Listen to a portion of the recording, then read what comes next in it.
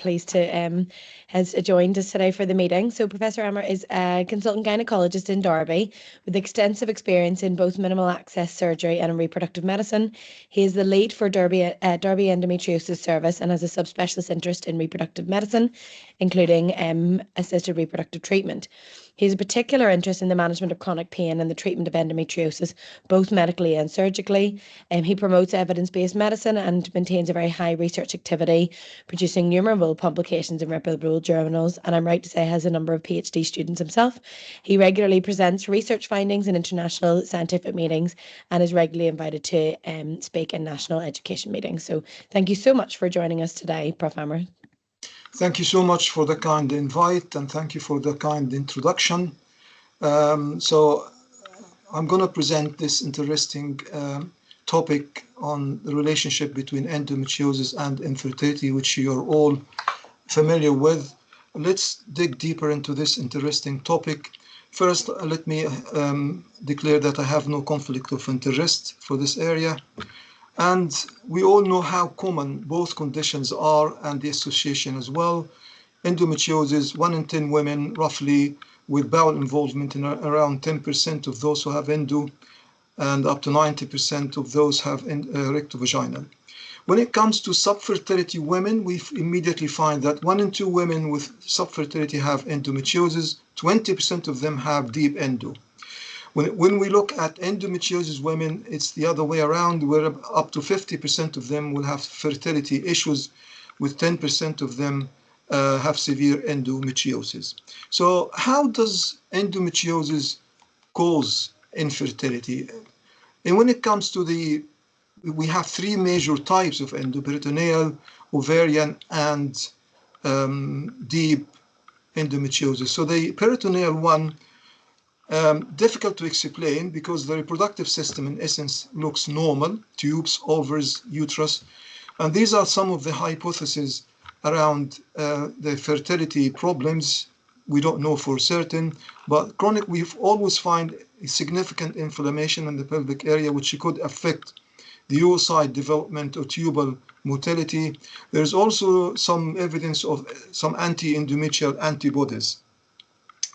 Next is when we look, as you see, a great deal of inflammation. When it looks at, you can see a huge amount of neovascularization and fibrosis that might cause that. When it comes to endometriomas, again, especially if it is unilateral, it may not be explained fully, but we have, if a big endometrioma bilateral, then that can affect ovulation or can affect the oocyte reaching the tube for anatomical distortion. And lastly, we all know that large recurring endometriomas can damage the ovarian reserve. What about deep severe endometriosis? It's a mechanical cause as expected, severe adhesions and with severe tube ovarian distortion. So now, if the pregnant women get pregnant as part of the effect of endometriosis on reproduction, does it have an effect on pregnancy? Again, this remains largely unanswered questions, and we get asked this from many patients. I have quite bad endometriosis. How does this affect my pregnancy? We start by declaring that there's no limited data. There's no enough data to give us any clear answer. And this is why we usually tend to reassure our patients. However, there's some studies showing higher miscarriage rate, higher ectopic rate, twice the usual rate. And during pregnancy, there are a few complications that have been reported in some studies here and there, like diabetes, like preterm birth or placenta previa or hepatitis. Almost all the pregnancy complications tend to be seen more in endometriosis patients, especially when there's a severe disease. But as I said, we usually assure patients and advise that we don't know for certain. So how does pregnancy affect endometriosis? If they get pregnant, the most of the traditional advice we usually give, and we still give to the patients, and once they get pregnant, usually because of the pregnancy hormones, especially progesterone, the endometriosis tend to be quiet because they have no regular, cyclical ovulation. There's high level of progesterone. then they tend to have no pain and the endometriosis remains suppressed. However, there are some few reports suggesting otherwise. Some of them say that it might improve things, atrophic change, it suppresses the endometriosis and the fibrosis. However, other data suggest that they continue to grow, and there could be some desudalization of the ectopic endometrium as well as the normal endometrium. And there are rare complications which can be life-threatening, like bowel perforation, uterine rupture, urinoma, hemoperitoneum. These are case reports, so I wouldn't go as far as warning the patients about these, especially the ones without severe disease. But this is where we are. We don't know for certain. The majority patients, from my experience, have no issues with their pregnancy. Going now to treatment, taking into account the fertility aspect. If patients with endometriosis, main concern is fertility, how could we approach these? So let's look first at peritoneal endometriosis. So hormonal treatment, obviously hormonal suppression treatment, we don't usually give these to those trying for a baby, but can we give it for a period of time, may say 6 months or a year, to suppress the endo, and that could improve their future fertility? The available data suggests no benefit at all, whether you give it before fertility treatment or before or after surgery. There is no benefit, and this is according 12 trials comparing hormonal versus placebo or no treatment, and there is no benefit whatsoever of giving any hormonal suppression to improve fertility. And the recommendation of ASHRI guidelines in 2022, infertile women with endometriosis, clinicians should not prescribe ovarian suppression to improve fertility. So they might give it for other reasons like improve pain or this and that, but not for the sole purpose of improving. And this is the this is the same Cochrane review, and this is the number of patients. It is a large number, over 800 patients, all women, no benefit from giving hormonal suppression. And we're looking at women specifically desiring for pregnancy. Again, the numbers are smaller, but again, it's the same result. If they're trying for a baby, hormonal treatment doesn't help at all. Coming to surgery, now the recommendation is surgery does seem to benefit fertility, and they have about 90% improvement in one review, Cochrane review, and 60% improvement on their fertility after surgery, i.e. there is a 60% increase in the chance of pregnancy when compared to women who did not have surgery. And this is why the recommendation here is clear. Operative laparoscopy should be offered as a treatment option for infertility, peritoneal disease, grade 1 and 2, because that does seem to improve the rate of ongoing pregnancy afterwards. Looking at the studies, I was surprised to see that the studies are small numbers, yet it's a strong recommendation here. So about 3 studies here with almost 50 and 80, under 130 patients, with a clear evidence that surgery increases the natural pregnancy after surgery. But this is where we are. Maybe we need more studies here. Going to hormonal therapy as an adjuvant to surgery. Now, we're doing surgery. Should we give hormones before and or after surgery to maximize the benefit? Again, there's uncertainty. There's very limited data. But again, it doesn't seem to be of great benefit. So they shouldn't be prescribed any hormonal treatment before or after surgery, or immediately after surgery to benefit fertility. So this is where we are, surgery, but not hormones in terms of the peritoneal disease. Moving on to endometrioma, ovarian endometriomas. Okay, so what is the best treatment option for those in women trying for a baby? Again, surgery may improve, because we know for endometriomas larger than 4 centimeters, there is no effective treatment other than surgery anyway. But do we need to do it for fertility? Let's just remember that there are currently no RCTs in that area, so it's all just prospective and retrospective observational studies. And in one of the reviews, 8 studies were reviewed. with over 500 women, published 2019, and showed pregnancy rate of 44% when endometriomas removed. And this is similar to ART plus or minus surgery. So if you do endometriomas alone, or just do endometriomas and then follow with ART, you get the same pregnancy rate. Another review, 2 studies comparing between do we do cystectomy or do we do drainage of an ablation. We have to do ablation because drainage is not sufficient treatment. And it seems that cystectomy seems to be more effective in improving the natural pregnancy rate. So clinicians may consider this the recommendation operative laparoscopy for endometriomas associated with fertility, as it may increase the chance of natural pregnancy, although no data from comparative studies. So just have the data are weak. We also have to remember when we discuss and counsel patients about removing endometriomas that small endometriomas and their removal may not necessarily cause much damage to ovarian reserve. But when it comes to large ones, 7 centimeter and larger, and bilateral ones, we have to remember that surgery can damage ovarian reserve, and we have to counsel the patients, and we need to know what the baseline ovarian reserve is, and then we have to weigh the balance. Do we do surgery or not? And we have to remember that large endometriomas might interfere with IVF and they need to be removed to allow access to the ovaries. So it's not a very straightforward decision to make. Many factors need to be taken into account before embarking on removal of ovarian endometrioma, especially if it is large or recurrent. Recurrent endometrioma surgery causes more damage to ovarian reserve.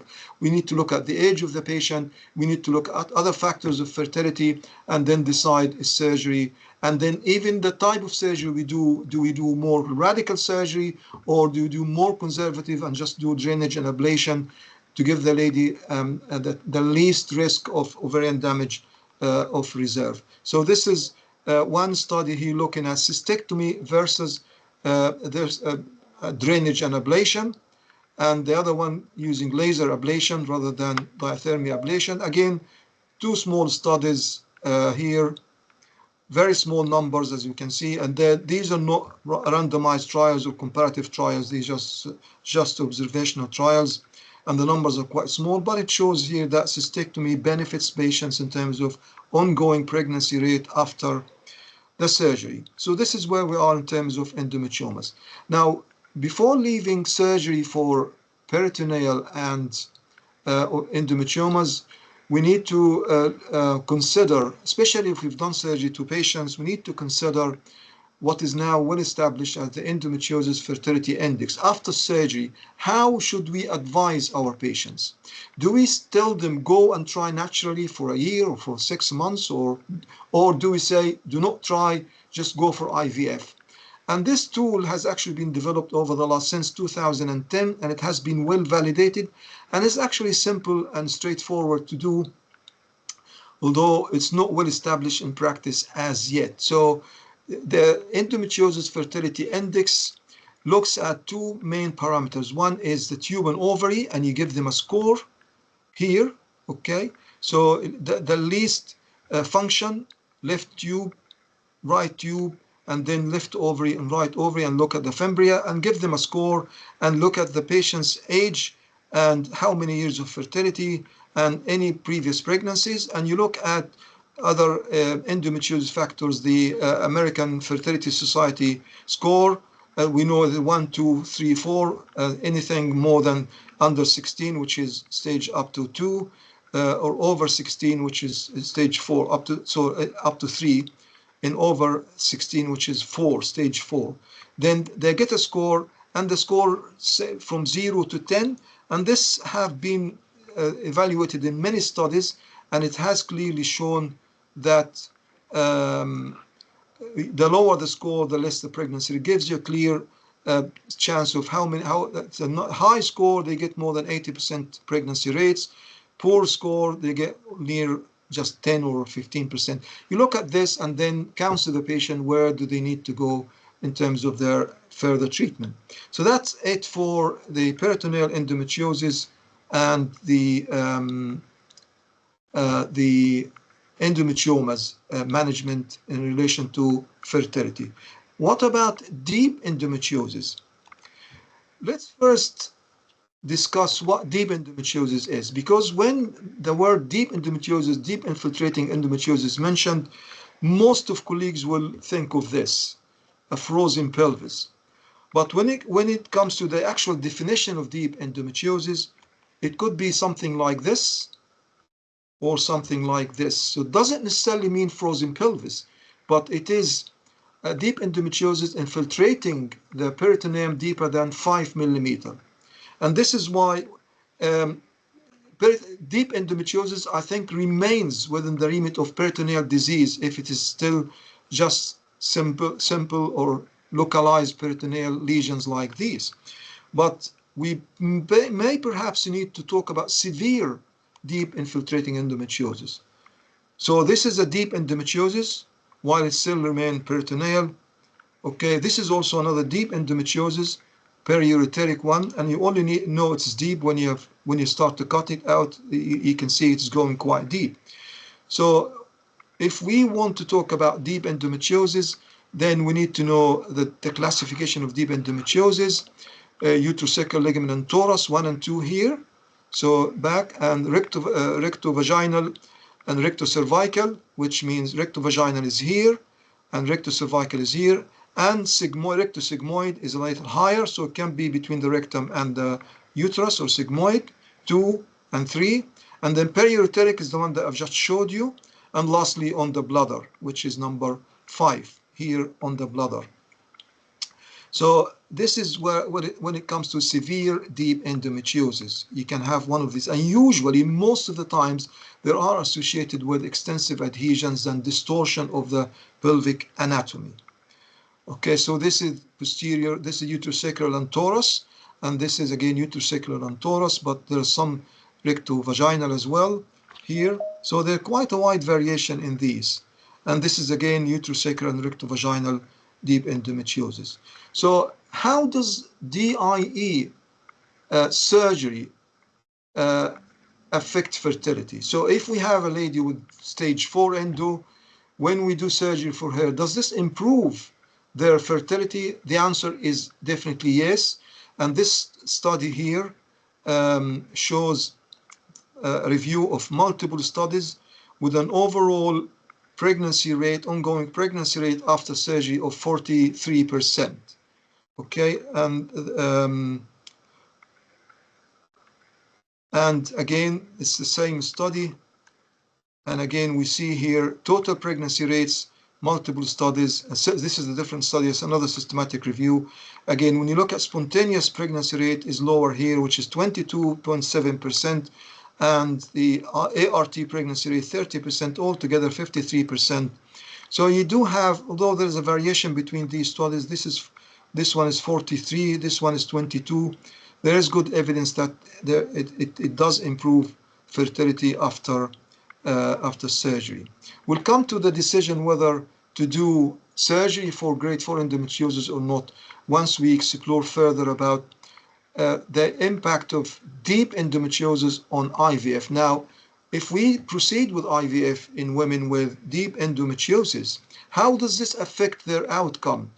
And if this a negative effect, should we offer surgery to get rid of this negative effect or not? So let's see how DIE affects IVF and whether surgery is therefore needed or not, and should we offer surgery or not. So several studies have shown that there's a lower estrogen level when patients have severe endo, fewer retrieved oocytes, and fewer oocytes in stage 3 and 5 versus stage 1 and 2 of endometriosis. What about clinical outcomes? Again, some studies showing no effect, some others showing negative effects. So we don't know, it's conflicting data. So the main data are mainly on the ovarian stimulation side of things. So you can see here, stage 1 and 2 endo, stage 3 and 4 versus controls. So you have estrogen level over 12,000 for controls, around 10,000 for endometriosis. So and that's statistically significant. And this is a large cohort study, retrospective cohort study. And when it comes to retrieved oocytes, again, 14 versus 12.7. So it's not a huge difference, but it is quite significant. These are the only two showing so the estrogen level and the retrieved oocytes. Does this affect the live birth or the pregnancy rates? Let us have a look. So live birth rates, marginal effects, almost non-existent, but the numbers are quite small here from this meta-analysis. Only over 200, over 300 patients, and there's a slight reduction of live birth rates. When you look at pregnancy rates, okay, larger number, okay, again, there's a very marginal effect of endometriosis with slightly lower pregnancy rates, 90%, 0.9 relative risk. So a very marginal effect. And when it comes to classifying into stage 1 and 2, stage 4, looking at birth rates, there's very small difference, and the pregnancy rate, again, small difference, and they don't seem to be significant in this case. So again, we don't have a very clear answer here. The number of eggs retrieved, again, there's a marginal reduction of the number of eggs retrieved, as we showed in the other study. And this is another systematic review in 2015. Again, it's consistently, this one shows significant reduction in pregnancy rates, but the live birth rate is not very significant in terms when it comes to patients with grade 4 endometriosis. So again, there is a possibility of a reduced clinical outcome from IVF in patients with DIE. So how does IVF affect the disease? If shots of estrogen, FSH, which obviously increases the level of estrogen in the circulation, there is no evidence that this harms the disease, doesn't worsen endometriosis, doesn't increase the risk of recurrence. The impact of IVF in ovarian endometriosis is mild, if any. IUI increases the risk of recurrence. Deep invasive endometriosis may progress with ovarian stimulation. Very poor, very low grade of evidence. So that's the only area where we need to be cautious, that the deep endo might progress if you do IVF without surgery. Now, should we do surgery? Let's look at surgery. This will be the last point. First of all, why do we do surgery in general? What's the rationale of doing endometriosis surgery? We do surgery because we want to get rid of the disease. So we remove lesions, improve inflammation, restore anatomy, save organs, ureters, kidneys, bowel could be at risk of damage. So this is an important reason, and if this exists, we need to do the surgery. And the other is symptomatic and fertility. Alleviate pains, improve fertility with a question, well, we know that it can improve fertility, but should we offer it or not? Improve IVF outcome, question mark, we're not sure. Prevent DIE progression, again, question mark, we're not sure. So, but does it improve IVF if we do surgery? We've seen that it can improve fertility rate afterwards, but uncertain. Many studies, but no controlled trials, observational studies only. Okay, does DIE surgery before, should we offer DIE surgery before IVF? This study shows here that if we do surgery, you get 41% pregnancy. If you don't do it, you get 24% pregnancy after IVF, and this seems to be significant. It's a small study. Okay, and again, FSH given a bit more with in one of the groups. Fertilization rates are similar, but the pregnancy rate might be better for those with surgery. Again, if you do surgery, you get the first line surgery, you get this one is surgery, and this one is live birth rate gets better with surgery, and pregnancy rate gets better with surgery, without surgery. Again, we cannot be certain because of the limited quality of this study, a very small number of patients, 55. And there's another study, same study, looking at surgery prior to IVF, and this is no prior IVF. So consistently, there's slightly higher cumulative pregnancy rates. This is not per cycle, it's per patient, compared to no surgery. And first cycle, there's a difference. Second cycle, there's a difference. Third cycle, there's a difference. What about live birth rates? Similar pattern. So you tend to have higher pregnancy, cumulative pregnancy, and live birth rates if you do surgery before IVF. So based on these, you may think that surgery is the better option, because you almost consistently getting higher pregnancy and live birth rates. But however, we have to remember that surgery is a high-risk procedure and comes with a number of concerns when the patient go through this complex procedure, and they have to be done in an endometriosis center. So the current recommendation, no compelling evidence exists that operative laparoscopy for deep endo improves fertility. For operative laparoscopy may represent a treatment option in symptomatic patients wishing to conceive. Okay? And a decision to offer surgery. Now, if this is the recommendation, but it's not a black and white thing, it can be discussed carefully with women. Some women may wish, maybe in extreme symptoms, they have to have surgery, and it might be their preference. They want to get rid of the disease. As long as they are counseled properly and they're aware of the pros and cons and the risks, then they should not be denied surgery. So in conclusion, ladies and gentlemen, women with peritoneal endo or endometriomas can be offered surgery because it has been shown to improve fertility, natural fertility. If we do surgery, we need to consider the endometriosis fertility index to counsel patients after surgery. DIE is common in women undergoing IVF, and therefore we need to consider the effect of DIE on IVF outcome, the effect of surgery on IVF, and the effect of IVF on deep disease, and effect of deep disease on pregnancy, as we have shown earlier. Overall, as in endometriosis, every patient is different. We have to look at all the parameters and individualize, maybe use some scores, some indices to help the patient and the physician to get to a mutual decision making, which can be a very straightforward process. Thank you very much for good listening. Happy to take some questions at this time. Oh, that's great. Thank you very much, Saad. Thank you. That was quite clear. And sorry, it's echoing. I don't know why. Sorry? It's echoing to me. No, not anymore, Jay. No. You're okay. You've stopped echoing. Now it's better. Sure. So, yeah, it was very good and supporting with a lot of evidences and things.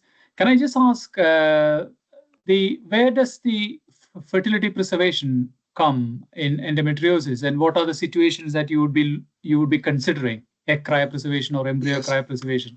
I almost added this to the presentation, but I think given the limited time and the amount of data that I presented, I thought it's a very, very valid question and a very good question, and it's more and more asked by young patients. Firstly, it is a situation where there is appears to be a risk to the ovarian reserve, especially in young women. So for peritoneal disease, it's not an issue.